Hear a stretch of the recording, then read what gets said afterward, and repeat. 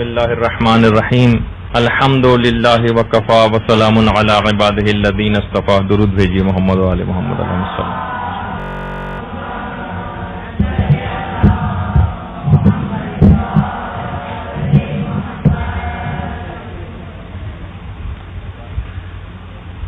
شب قدر کے فضائل اور اس کی تمام تر تفصیلات پر ہماری گفتگو جاری تھی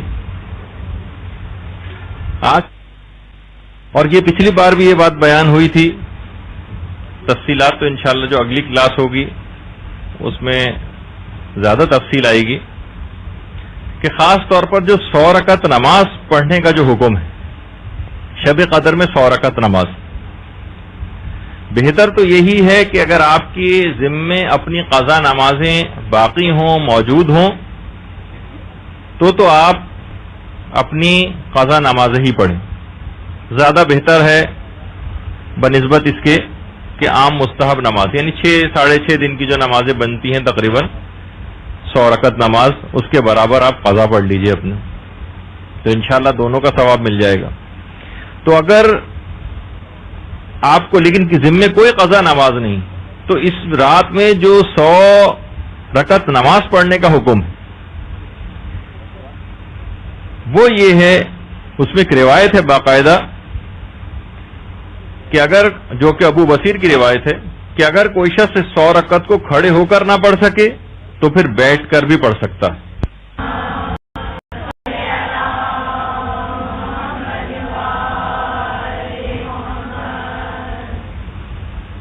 اس کا جو ثواب ذکر ہوا اس روایت کا وہ یہ ہے کہ اگر اس 100 رکعت کو نماز کو پڑھ لیا تو واقعاً آج کل کے دور کے جتنے مسئلے ہیں ہمارے، وہ سارے اس 100 رکعت نماز کے فوائد کے اندر پوشیدہ ہوئے ہیں. یہ بتایا گیا روایت کے اندر کہ وسعت رزق بے پناہ اس کو حاصل ہو جائے گی، جو کہ آج کا سب سے بڑا مسئلہ، رزق کی تنگی. دشمنوں کے مقابلے میں کفایت اس کی ہو جائے گی، یعنی دشمن اس کا جو ہے وہ اس کے سامنے مغلوب ہو جائے گا، دشمن اس کو نقصان نہیں پہنچا سکے گا. دشمن کے مقابلے میں کفایت، جو کہ آج کا بہت بڑا مسئلہ ہے صاحبان ایمان کا. پانی میں غرق ہو کر مرنے سے وہ شخص جو ہے بچ جائے گا، جو کہ آج کل سیلابوں اور اس میں مختلف جو صورتحال، سونامی، اور اس میں جو پوری دنیا پانی کی لحاظ سے لپیٹ میں آ رہی ہے. نیچے دب کر، کسی چیز کے نیچے دب کر مرنے سے بچ جائے گا، جو کہ آج کل زلزلوں وغیرہ کے اندر کیفیت ہوتی.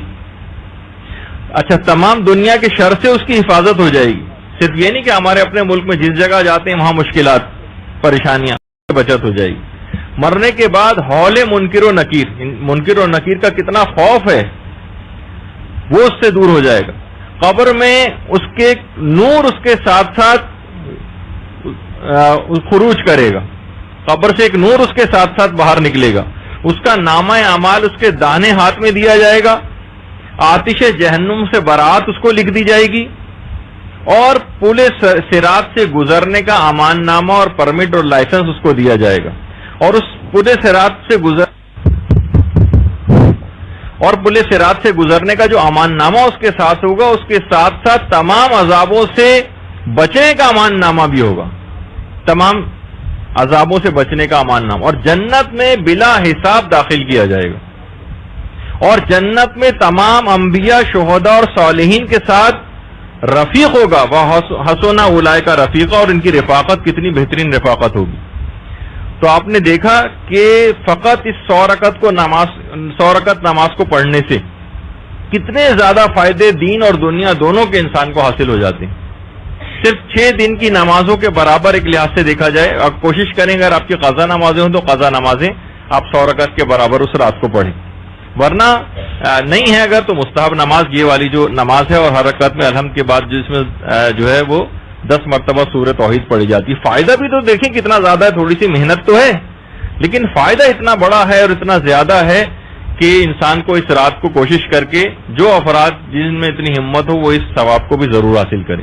اور اگر کوئی شب قدر میں یہی ساری اپنی قضا نمازیں کوئی پڑھ رہا ہے تو انشاءاللہ امید ہے کہ پروردگار اس کو اتنی زندگی عطا کرے گا کہ اپنے پروردگار کی جو قضا واجبات ہیں انشاءاللہ اس شب کی برکت میں، ان قضا نمازوں کو پڑھنے کی برکت کی وجہ سے اپنی تمام زندگی کی جو قضا نمازیں ہیں وہ انشاءاللہ پڑھ کر ہی اس دنیا سے رخصت ہوگا. تو اس رات کی جو اس لحاظ سے ایک برکت ہے. البتہ علماء فرماتے ہیں کہ شب قدر میں چند چیزوں سے دوری ضرور اختیار کرنی چاہیے. اس میں خاص طور پر لڑائی جھگڑے سے، کینے سے، قطع رحمی سے، اور اس کے علاوہ جتنے اپنے مالی واجبات اگر کسی کے حقوق اس کے ذمے ہیں اس سے انسان اپنے آپ کو کوشش کرے کہ جو ہے وہ لوگوں کے واجبات اپنے پاس سے نکالے، خاص طور پر مالی واجبات.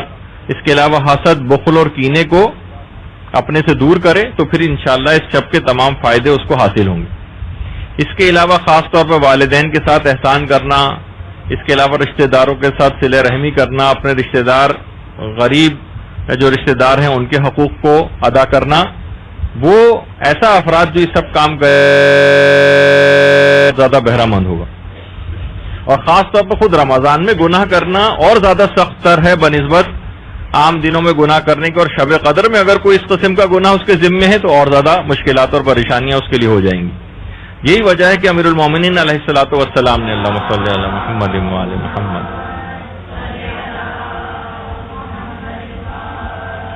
نے ایک شاعر جس کا نام نجاشی تھا، ایک تو وہ حبشہ کا بادشاہ تھا ہجرت والے واقعے میں، ایک اور شاعر تھا جس کا نام نجاشی تھا.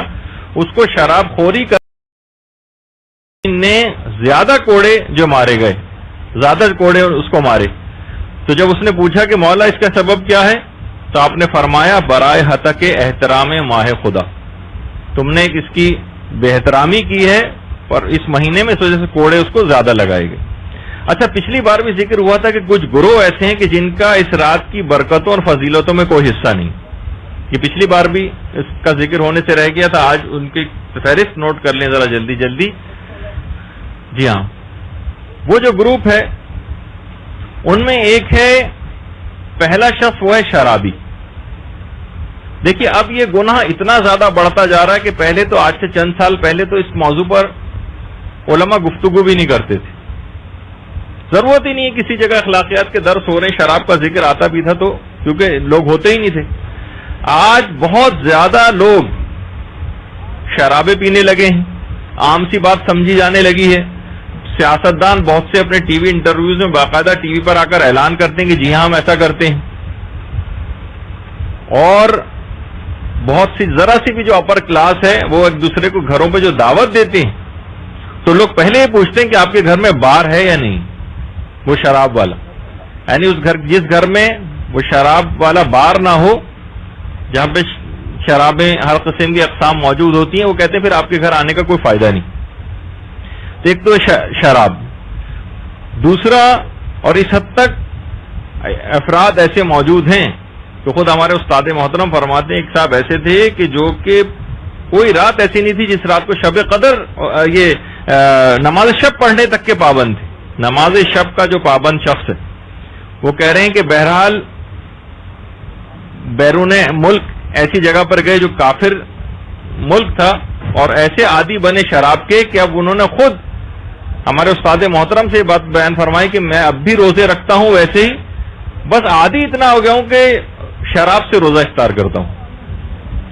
تو بعض اوقات دیکھیے اس طرح سے انسان عادی ہوتا چلا جاتا ہے اور آہستہ آہستہ ان تمام جگہوں پر جانے کے جو نقصانات ہیں اس کے اندر یہ ہے کہ پہلے چیزیں شروع میں جاتا ہے تو بہت بری لگتی ہیں، پھر جب وہاں کچھ عرصے رہنے لگتا ہے تو خود اس ماحول اور معاشرے کا ایسا عادی ہو جاتا ہے اور اس کے بعد پھر رفتہ رفتہ اس چیز کی برائی دل سے نکل جاتی ہے بار بار دیکھنے سے، اور اس کبھی کبھار اس عمل کو انجام دے لے تو پھر اس کا بھی اس طرح سے عادی ہو جاتا ہے کہ شراب سے روزہ افطار کیا جائے.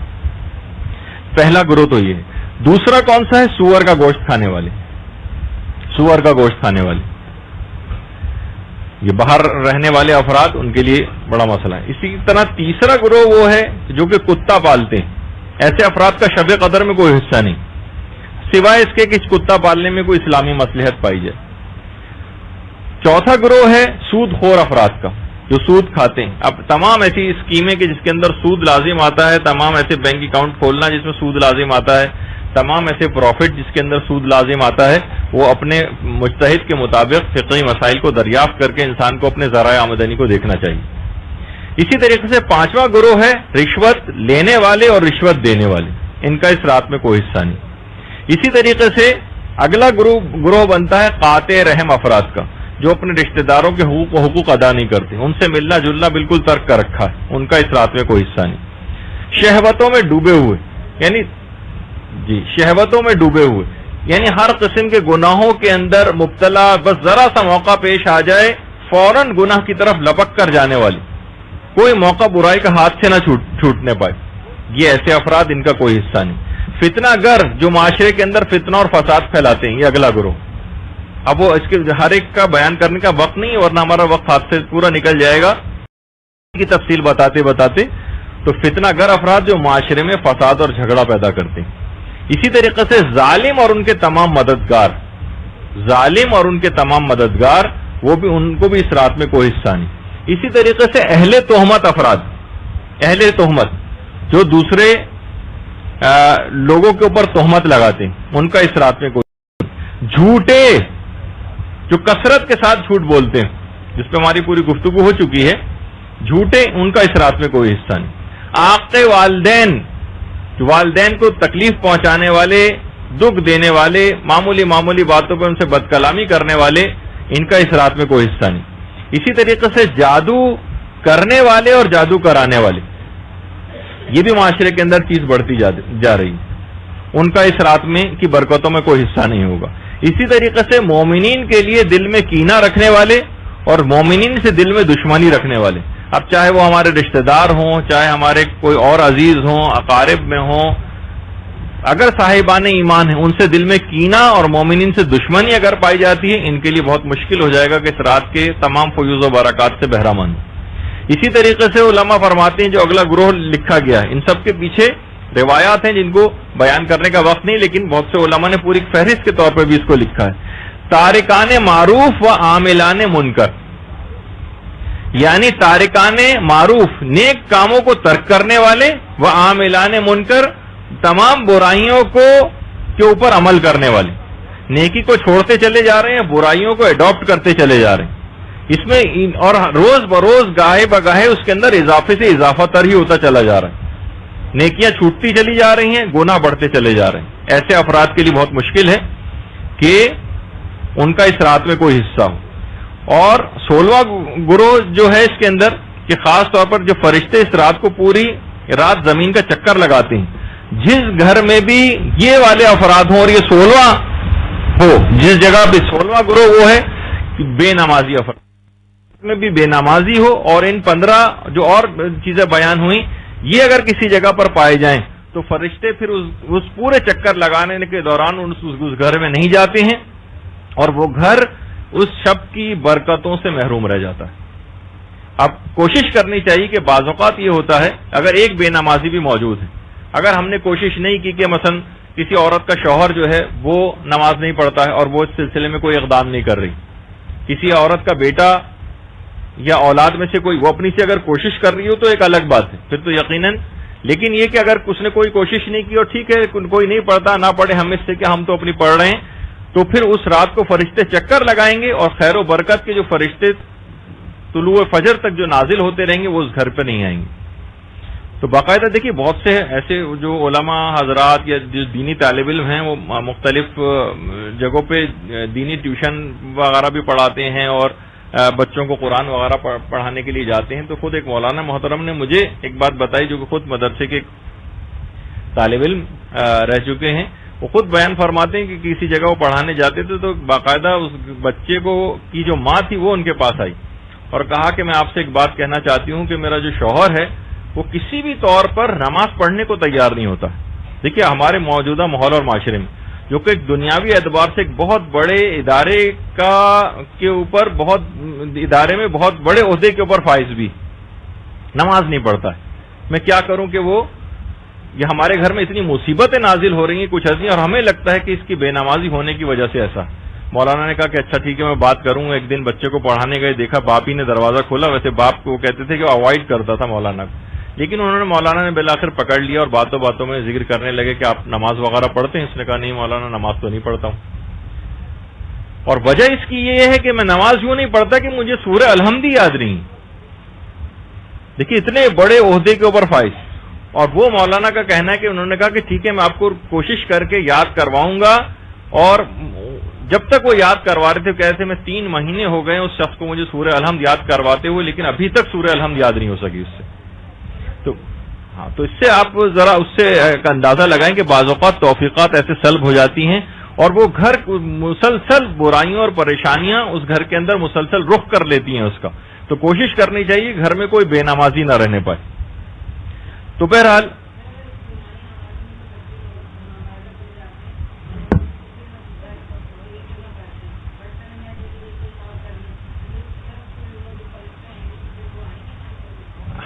دیکھیے اب مسئلہ یہ کہ وہ بہت ساری چیزیں بھی سوالات آپ کے پیدا ہوتے رہیں گے.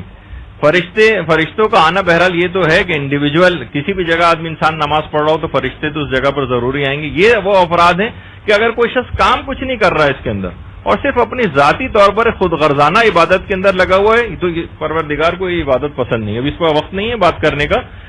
تو وہ ایسے یہ جو 16 افراد ہیں یہ اس رات کی فیوز و برکات سے محروم ہو جائیں گے.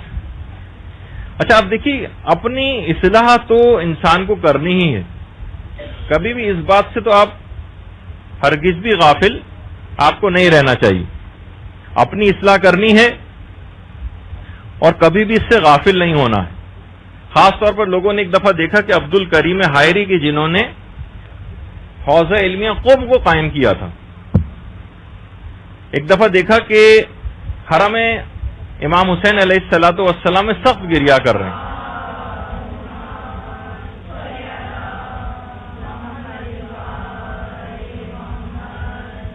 سخت گریا کر رہے ہیں اور کہہ رہے ہیں، امام سے کہہ رہے تھے کہ اے میرے آقا میں مجتہد تو ہو گیا ہوں، اب میں چاہتا ہوں کہ انسان بھی بن جاؤں. اور یہ بات بھی شیخ عبد الکریم حائری کہتے تھے کہ ملا شدن چہ آسان آدم شدن چہ مشکل. بعض یعنی کہ جانا تو پھر بھی آسان ہے، انسان بننا جو ہے وہ بہت مشکل کام ہے.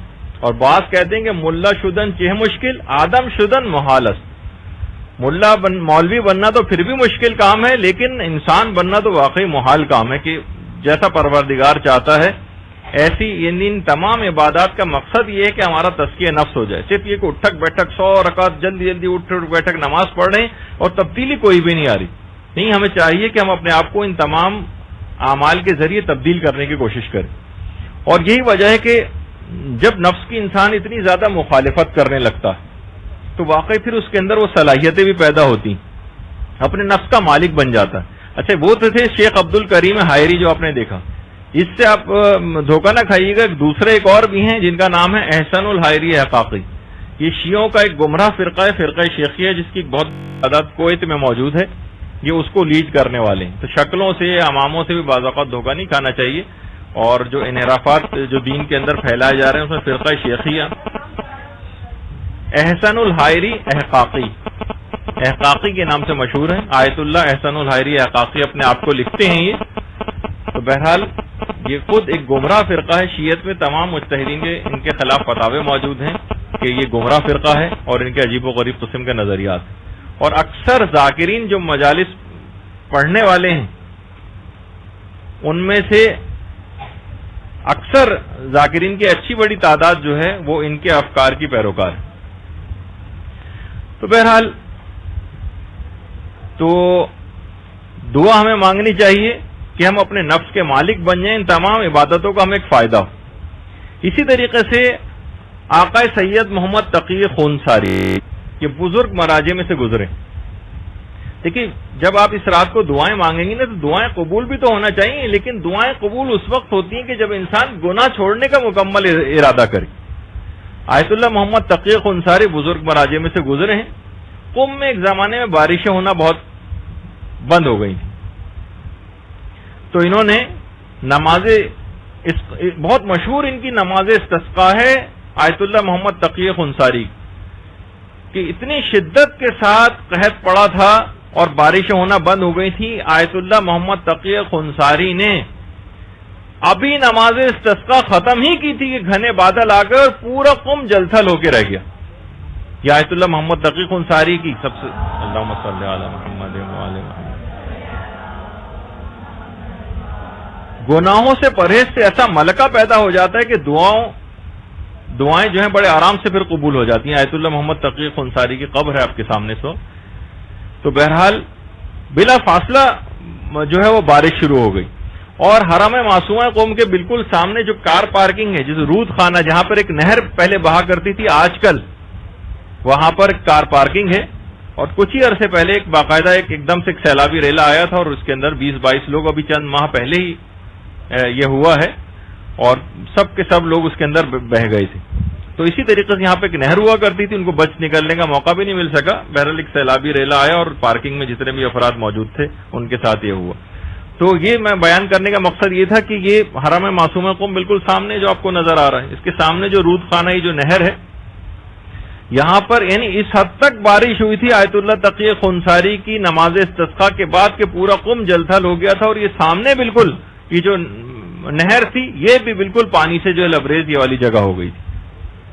تو بہرحال یہ گئے تھے اور اس موقع پر دعا کی تھی، پروردگار اس وقت آبرو اسلام اور آبرو تشیع تیرے ہاتھ میں، اگر دعا قبول نہ ہوئی اور بارش نہ ہوئی تو میں نے سوچ لیا پروردگار کہ اپنے نفس کو خوب سزا دوں گا، کیونکہ اگر دعا قبول نہ ہو تو یقیناً اس کے اندر ہمارا کوئی نہ کوئی خطا اور غلطی ہوتی، تو اپنے نفس کو سزا دیں گے، تم ہی اس قابل ہو. تو بہرحال یہ اس وجہ سے میں نے یہ چیز بتائی کہ اگر انسان واقعی اگر اس بات کی کوشش کرے کہ اپنے آپ کو گناہوں سے بچائے، تو پھر جو دعائیں بھی کرے گا اس رات کو، پھر وہ دیکھے گا کہ دعائیں کس طریقے سے قبول ہوتی ہیں. مزہ آئے گا اس کو دعا کرنے کا، کیونکہ اس کے نتائج اور ثمرات سے بہرہ مند ہوگا. بنسبت کہ صرف رٹے رٹائے بس ایک آپ کو جیسے ٹک کرنا ہے پینسل سے، یہ ہو گیا یہ ہو گیا یہ ہو گیا، اور ایک روحانیت اس کے اندر نہ آنے پائے، تو اس رات سے پھر اتنا زیادہ اس کا مطلب ہے کہ فائدہ نہیں اٹھایا جا سکا اگر وہ رات آپ میں کوئی تبدیلی نہیں لا رہی. تو بہرحال دعائیں جو آپ کو کرنی ہیں، اور سارا دار و مدار اس رات کا دعاؤں کے اوپر ہی. ہمیں اپنی قسمت کو لکھنا ہے، اور قلم ہمارے ہاتھ میں دے دیا گیا، تقدیر کا وہ صفحہ ہمارے ہاتھ میں ہے. لیکن کوشش یہ کریں کہ پچھلی دفعہ ہم نے بتایا تھا کہ وہ 4 گناہ کے جو کہ دعاؤں کی قبولیت میں رکاوٹ بن جاتے ہیں، اور جو دعائے کومیل میں ہے کہ پروردگار میں میرے ان تمام گناہوں کو بھی معاف کر دے جو بلائیں لے کر نازل ہوتے ہیں. تو چوتھے امام نے پھر وہ گناہ بھی بتایا کہ ان کی تعداد بھی 4 ہے کہ جو کہ بلائیں لے کر نازل ہوتے ہیں. یعنی اس رات ہم پر بلائیں نازل ہو رہی ہیں اور ہم کہہ رہے ہیں پروردگار یہ دے یہ دے یہ دے، یہ کیسے ممکن ہے؟ تو وہ گناہ پہلے ہٹانے پڑیں گے جو بلائیں لے کر آتے ہیں، جس میں سے ایک ہے امر بالمعروف اور نہی عن المنکر نہ کرنا. برائی سامنے ہوتی رہے اور انسان جو ہے بس بیٹھا اس کو دیکھتا رہے اور کچھ اقدام اس کے خلاف نہ اٹھائے. امر بالمعروف نہ کرنا. دوسرا گناہ امام نے بتایا نہی عن المنکر نہ کرنا، یعنی نیکیاں نہیں ہو رہی ہمیں کوئی پرواہ نہیں، برائیاں ہمارے سامنے ہو رہی ہیں تب ہمیں کوئی پرواہ نہیں. ایسا نیوٹرل ٹائپ کا آدمی، اس کے اوپر بلائیں نازل ہوں گی جو ان دونوں گناہوں کے اندر مبتلا ہوگا. تیسرا ہے مظلوم کی مدد نہ کرنا، اور چوتھا ہے پریشان حال کی پریشانی دور نہ کرنا. یہ 4 گناہ ایسے ہیں کہ جس کی وجہ سے بلائیں نازل ہوتی ہیں. تو ہم تو بیٹھ کے پروردگار سے اپنی دعائیں قبول کروا رہے ہیں، وہ کہاں دعا قبول، خدا نہ خواستہ جو ہے بلائیں لکھی جانے والی ہیں اس رات میں. اگر یہ 4 گناہ ہمارے ذمہ، امر بالمعروف نہ کرنا، نہی عن المنکر نہ کرنا، مظلوم کی مدد نہ کرنا، اور کسی پریشان حال کی پریشانی کو دور نہ کرنا. بعض اوقات لوگ ہمارے پاس آتے ہیں، ہم ان کو ٹال کے کسی اور دوسرے کے پاس ریفر کر دیتے ہیں. وہ آپ کے پاس چل کر آیا، آپ سے اپنی اس نے حاجت کہی ہے، آپ کو چاہیے کہ کوشش کر کے آپ خود بات چیت کریں اور اس کا مسئلہ حل کروائیں. یہ نہیں کہیں کہ بھائی وہاں چلے جاؤ اور اپنی ایک لحاظ سے جو اپنے بلا جو ہم اس کو سمجھ رہے ہوتے ہیں وہ کسی دوسرے کے گردن پہ ڈال دی جائے. اچھا، اب کچھ سورے میں نے پچھلی دفعہ بتائے تھے جو 3 سورے ہیں، خاص طور پر سورہ روم اور سورہ عنکبوت. اس کے متعلق تو چھٹے امام نے بڑی عجیب و غریب بات کہی. چھٹے امام فرماتے ہیں خدا کی قسم جو بھی سورہ روم اور عنکبوت کی تلاوت کرے گا شب 23 میں، شب 23 ویسے عام 19-21 میں بھی کیجیے، لیکن جو بھی شب 23 میں سورہ روم اور سورہ عنکبوت کی تلاوت کرے گا، ان 2 سوروں کی، وہ اہل جنت میں سے ہوگا امام فرماتے ہیں. اور امام فرماتے ہیں میں کسی کو اس سے استثناء نہیں کرتا، کوئی ایکسیپشن نہیں. یہ نہیں کہ یہ پڑھنے والا فلاں آدمی جنت میں نہیں جائے گا، نہیں، سب جنت میں جائیں گے اگر وہ سورہ روم اور عنکبوت شب 23 میں پڑھی انہوں نے. میں کسی کو استثناء نہیں کرتا. اور خدا اس قسم کا، جو امام نے قسم کھا کے کہا کہ خدا کی قسم وہ اہل جنت میں سے ہوگا، امام نے فرمایا خدا اس قسم کا مجھ پر کوئی گناہ نہیں لکھے گا. یہ مفہوم روایت، یعنی خدا اس کا کوئی، جو میں نے کوئی جھوٹی قسم نہیں کھائی معاذاللہ، جو وہ امام ہے کہ جس کا لقب ہی صادق، جس کا لقب صادق ہے، وہ خدا کی قسم کھا کے کہہ رہا ہے، اور یہ بھی کہہ رہا ہے کہ میں کسی کو استثناء نہیں کرتا، اور خدا اس قسم کا کوئی گناہ بھی میرے نامہ اعمال میں نہیں لکھے گا. تو اور خدا کی ان دو صورتوں کے لیے بہت قدر و منزلت. تو بہرحال یہ دو سورے علی الخصوص آپ یاد رکھیے گا امام کی حدیث کے مطابق کہ کچھ بھی ہو جائے یہ دو سورے مس نہ ہونے پائے. اور تیسرا سورہ تو سورہ دخان ہے، اس کی الگ سے ایک تاکید آئی ہے جو کہ پچھلی دفعہ ہم نے اس کو بھی ذکر کیا تھا.